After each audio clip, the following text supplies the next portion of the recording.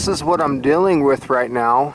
You can see that the sun is hiding behind those clouds, and here pretty soon I'm going to have a decent window of opportunity, but then there's going to be another cloud coming. It's a little bit of a cloudy day. So it's not really the best day for using these techniques, but it's a good day to practice them. So I'm waiting for the sun to peek its little head out, and hopefully I'll be right over it ready to catch the ray of the sun. Hopefully we'll be successful in making our fire.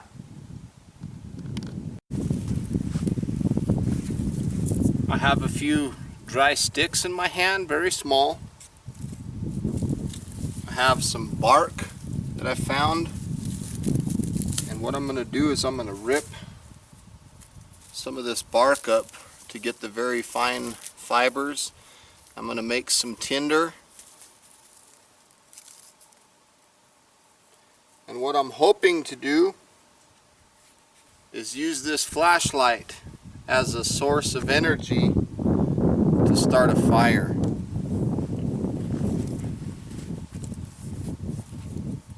So what I want to do is I want to take these sticks, and I'm looking to see where my camera's view is. I want to make sure I'm getting this on camera.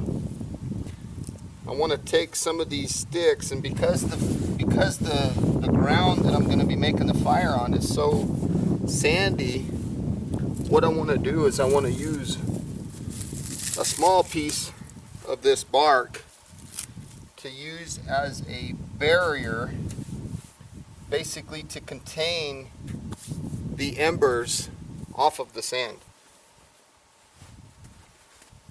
What I want to do now is I want to take some of these sticks and I want to stick them in the ground at an angle towards each other, almost like a teepee. Okay? So I'm just kind of leaning them into each other. What's going to happen, if I can do this correctly, is as the flame comes up, it's going to go upwards into the center of this teepee, and it's going to light the tops of these sticks on fire. That's what I'm hoping for anyway. When it comes to making fire, there's one thing you don't want to forget, and that is that fire making is a very delicate art, if you will. Sometimes you'll try many times and you'll have failure after failure before you have success. And it's those failures that you learn from that help develop your success. So I guess what I'm trying to say is get out there and learn. I have a small Altoids can here, and inside I have some black char cloth. This char cloth is what I'm hoping to use to capture an ember to start my fire. It's a little bit windy right now. You see this char cloth is wanting to fold. So that might hurt my attempt to make a fire. But it's not going to stop me from trying. So what I want to do is I want to take the lens portion of the flashlight off, and I'm going to try to use the sun's rays to ignite my char cloth and to get an ember. Now, before I start any kind of attempt to make fire, I have to make sure that I have all of my tinder ready for me and all of my fuel ready for me, because the second that I might get an ember, I might not have that much time to play with that little bit of fire to get a successful one. So I'm going to take a little moment of time, and I'm going to gather some of my fuel. I'm going to get it all where it's very close by. Because a fire, when you first get that ember, that's the most delicate time, and that's the most crucial point in time to see if that fire is going to be success or not. So that's the moment where you don't have time. That's the critical moment. So what I want to do is I want to take these, let me come closer. I want to take these and I just want to open them up.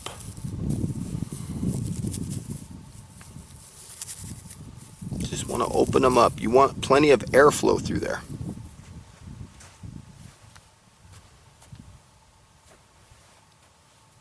Now I'm going to take the lens, I'm going to take my char cloth, I'm going to put the char cloth in the back of the lens, and I'm going to try to direct the sunlight to focus on that cloth.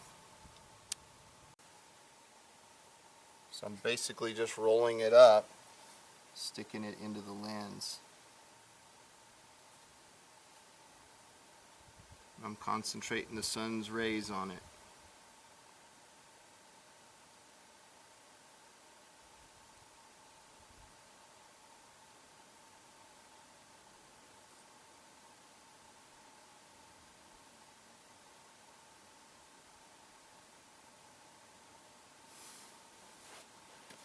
I sure hope you can see that.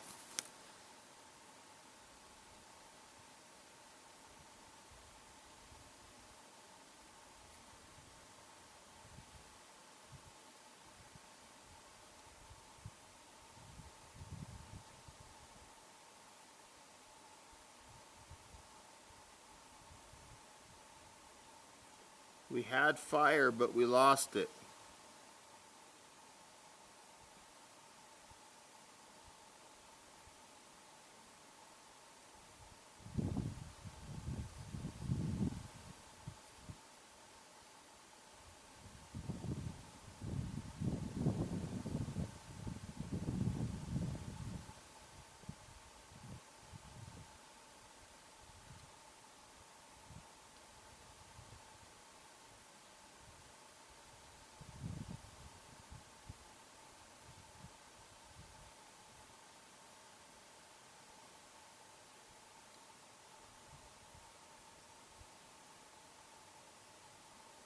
When you go to focus the sun's rays onto the char cloth, you want to do it in a way where the sun's rays make the smallest light onto the char cloth. That's going to be the strongest portion of the light. Now my char cloth is lit, I believe.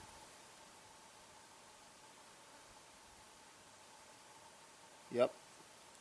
Let's give this another chance and see if we can get it.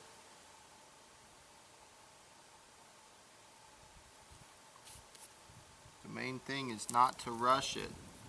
Try to baby it, get that flame.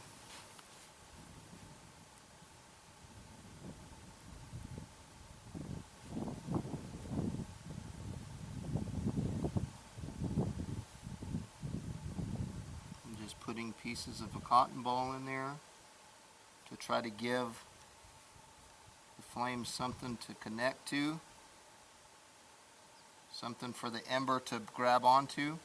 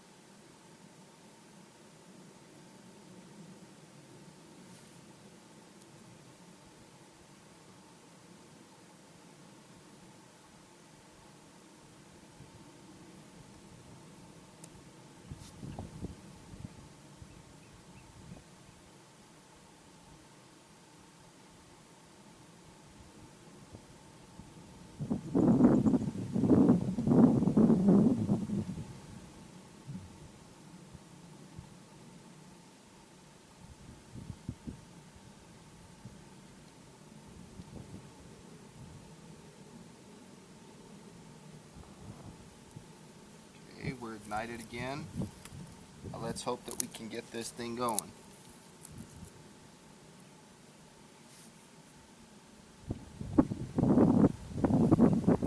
Smallest pieces possible.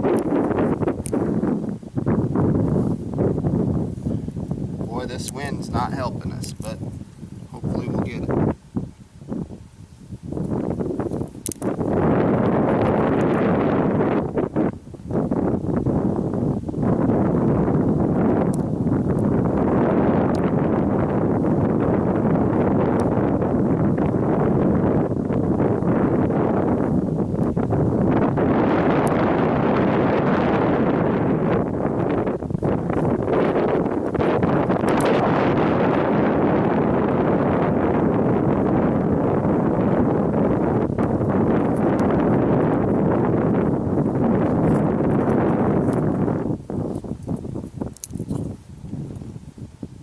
I'm just going to keep adding fuel to the teepee. The wind is really kind of hurting us today, but this was good practice. I'm going to take a quick break, come back and zoom the camera back out.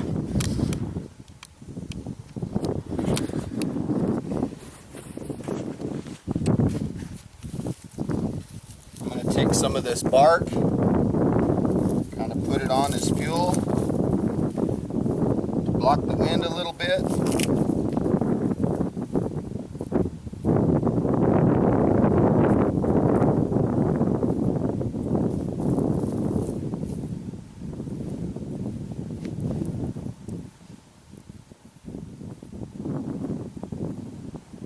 That was a difficult fire to make.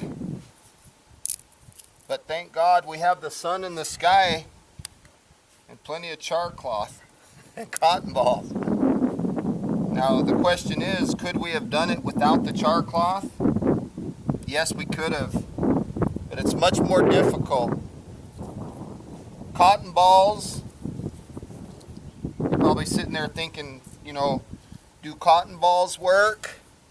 Yes, they do, but I like char cloth better because it's black in color, which naturally absorbs the sun's heat a little bit, so it helps in fire making.